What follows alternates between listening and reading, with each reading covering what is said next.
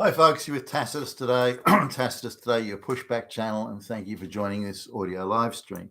In this essay, I'd like to talk about New York and how it's changed, and my first impressions when I went to New York as a young man for the very first time. I was going on the company's dime. I was on a business trip, so it was. And the year that I first visited New York, and just looking at the statistics, it was supposedly 52% white. And today it's supposed to be 25% white, but that doesn't include the number of illegals. And given the estimate of the number of illegals, then we're looking at probably something around 18% white in reality. But let's just have a sort of, I'll go through this. Now, when I first arrived in New York, and bear in mind, I'm quite a young guy, I had no appreciation of how turbocharged the social issues were in New York. The Northeast has always been a sort of an activist or a hotbed of activism, but I didn't appreciate to what extent, and I couldn't work out why the activism was so acute and intense, given that the foes that they were supposedly fighting against were, to say the least, very hard to identify, and even they couldn't. The people that were, fighting the good fight or the big fight, they couldn't identify. The foe was always some vague miasma in the distance, but the fight, it was a fight to the death against a vague, some ghost or apparition that was far away. And so I struggled I'd never seen that sort of intensity of activism. Certainly not something you come across in Australia, or not that I'd come across.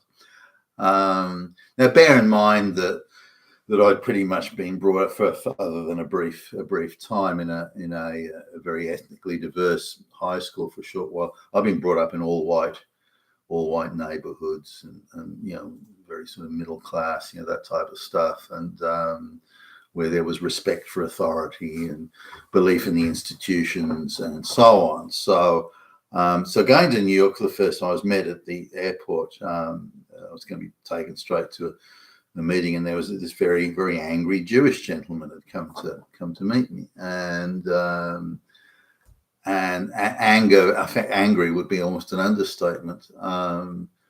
He was screaming and shouting at pretty much any other driver on the road.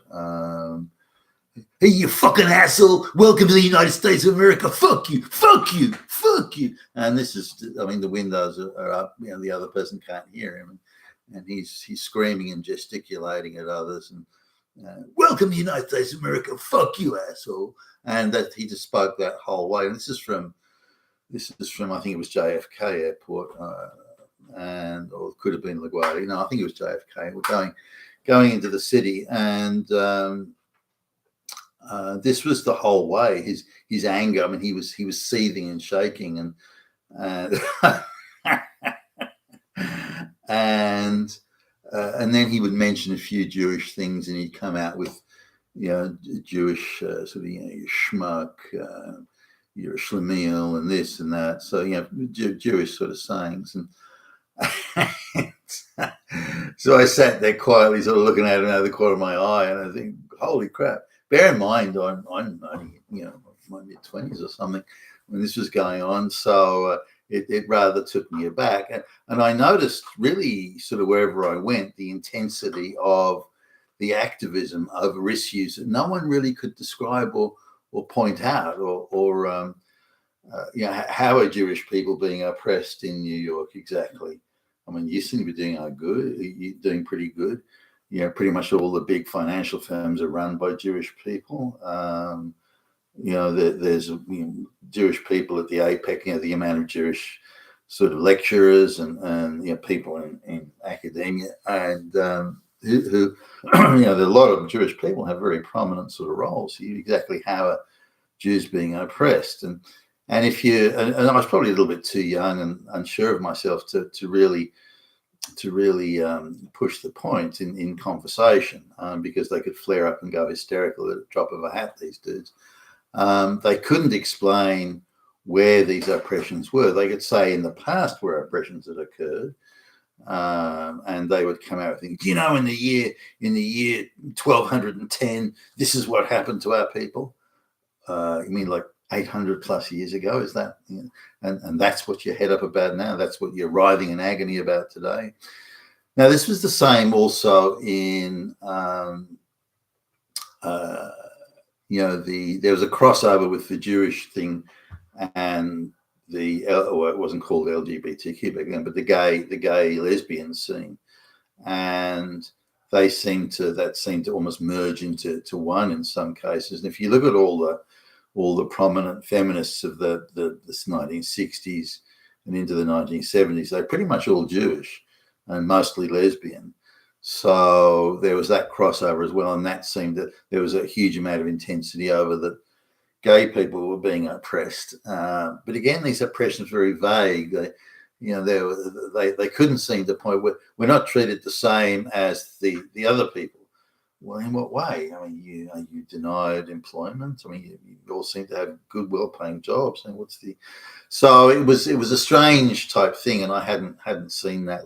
So New York was already, I think, in my view at least, along activist lines, was already sort of simmering and set to explode. And I'm surprised the lid was kept on it to the extent it has been. And it was always going to play out in strange ways, I thought. So, but the general concept that these activists had is if we bring down the white patriarchy, feminism, we bring down the white patriarchy, if we destroy that, then whatever will come after it is good. Whatever the white patriarchy did or has done throughout time, it's organically come. If we do the opposite of what they did, then that is good. So there wasn't any thought or careful consideration of if we throw out the baby with the bathwater, what comes next. That they didn't seem to be able to think on those lines. The absolute sort of focus was we must destroy the patriarchy. We must destroy the Gentiles. We must destroy. And if we do that, then whatever comes afterwards will be a paradise. And that struck me as insane. Even as a young guy, that struck me as insane. Even more so today. And I think back to some of those people, and you have to sort of try and visualize someone who's so worked up about something that not that they understand it or they're clear about it or they can articulate it, but they're so worked up at an emotional level and so determined to destroy that they've lost all capacity for objectivity or even clarity of thought, for that matter. And I found that strange. I was there to do business, and I was being paid to be there, and this sort of thing. So now I didn't have the assumption that some of these Jewish guys doing business, the assumption was that you're out to, you're a Gentile, you're out to screw me and to fuck me over, but I'm going to fuck you over first. And I was quite surprised at their business discussion tactics and techniques. For me, it was pretty straightforward. These are the products that the company manufactures. Here's the price list. If you buy 1,000 units, you get this price. But if you buy, 100 units, you get that. But to me, it was all straightforward. And I was there to talk about the issues, and this is the sort of technical support that could be offered, and this and that. But then these are the workshops, and so on and so forth. So I was talking about that thing. But instead, their eyes would, most of them had glasses, their eyes would narrow, and you fuck with me and I'll fucking tear your fucking throat out, you fucking do. And that would be their and you can imagine that was took me by surprise. What are you even talking? What do you mean screw you over? No one's trying to screw you over. What are you talking about? And coming from a very different sort of environment where that sort of high social trust, but among the Jewish and the gay lesbian, that sort of thing, and again a lot emerging there, the radical feminism, the amount of social trust was very low, but they couldn't articulate why, and they didn't seem to even know why. They were operating on some ideological plane that bore no resemblance to reality. The trouble when ideology meets reality, but the ideological fanatics want to keep the ideology going, they have to tell lies and create ghosts and phantoms in order to justify it. another Hitler is only just around the corner.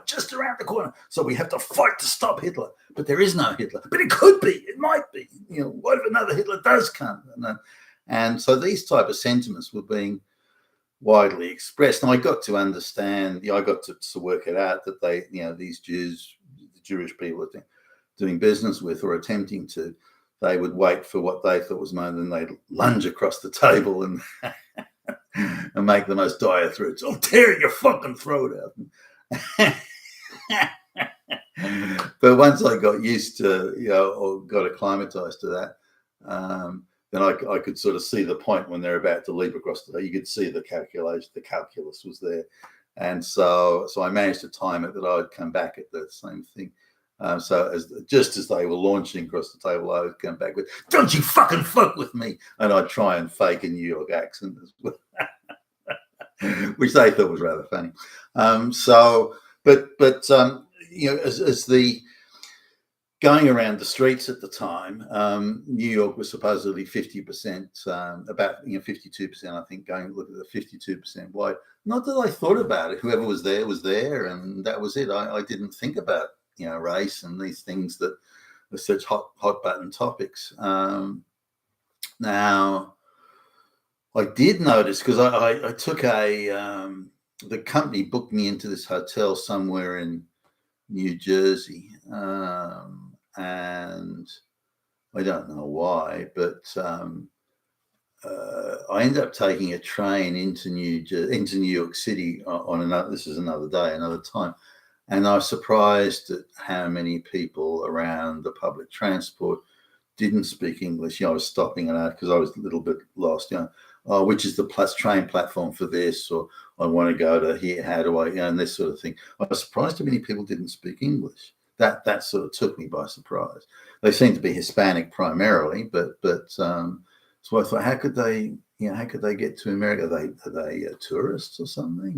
They didn't look like tourists. They looked like the peasants and that downtrodden sort of peasant look. And I was again surprised. I had to go through a lot of people to ask a lot of people, directions and so on before I could find someone that spoke English. So I thought that was surprising. These weren't black people. They were, again, South American, primarily Latinos and brown. And I even got to ask a few people, how long have you lived in New York? Oh, 10 years. And you barely speak any English, and you've been there. So already that problem of enclaves and people not learning English, not integrating, not assimilating, that was there in the 1980s. That's not anything new. The only thing that's new is that masses and masses of people being brought in from the third world, and almost none of them have integrated. So the problems that were already there in the 1980s were just amplified and expanded. And it's impossible to believe that the politicians and the string pullers and the folks behind the curtain didn't know this. I just refuse to believe it. Now, in some cases, they make, well, who cares if the people cleaning your hotel room or cleaning the toilet or sweeping the floor or flipping the burgers, who cares if they speak English or not? We don't give a shit. It doesn't matter for the job they're doing. And maybe that's so. But then why keep them in the country, and then why give them citizenship? That's the bit that I if you want to then, they're on a short-term work visa and send them back to Guatemala or Ecuador or something, then okay, that's one thing. But you let these people come in, you let them live in racial enclaves, you let them not assimilate, not speak English, and so on and so on. Then you give them citizenship, for goodness sakes. And this was something that sort of. But as the years went by, even in the 10 years, sort of. 1985 to 1995, it was clearly obvious that there were a lot of there were far fewer white people in downtown New York, and it's a little confusing on the crossover because a lot of those people might be tourists, for example. So it's a little difficult to tell, but you can sort of see the people working in the the corner stores and the takeout food stores, that sort of thing. I remember I was walking past, I think it was down the Avenue of the Americas or something. There was a whole bunch of shoe shine. There was like the shoe shine thing, and it was all black people working there. and a black guy calls, "Hey, you want to, sir, do you want to get your shoes shined?" And then I was wearing, sneakers at this time. They weren't sort of business shoes that I had, and so I sort of smiled and kept on walking. "Hey, you motherfucker, asshole!" And then they all sort of at once in unison started shouting out these defamatory comments, which I thought was rather humorous, given how they sort of, again, it was like almost an organized sort of orchestra or something. but it was pretty clear that the number of white people was declining, and the number of people that spoke English was declining, and that's in downtown New York. And it wasn't just in the outside the Empire State Building or in what's that, Battery Park, to go to the Statue of Liberty or something. It wasn't just in the tourist areas; it was around the business districts and so on. So this problem has been around for a while, and it was just getting worse and worse and worse. And the expression, the outcome, the natural organic outcome of such social restructuring is someone like Zoran Mandani. It was inevitable, but it could have been stopped a long time ago. And the outcome was obvious, and yet no one tried to stop it or restrain it, or if anything, the forces at play accelerated the process that would lead to someone like Zoran Mandani being the mayor of New York. So this is my view on New York City over the time, certainly, that I've known. You've been fantastic today, your Pushback channel. Thank you for listening.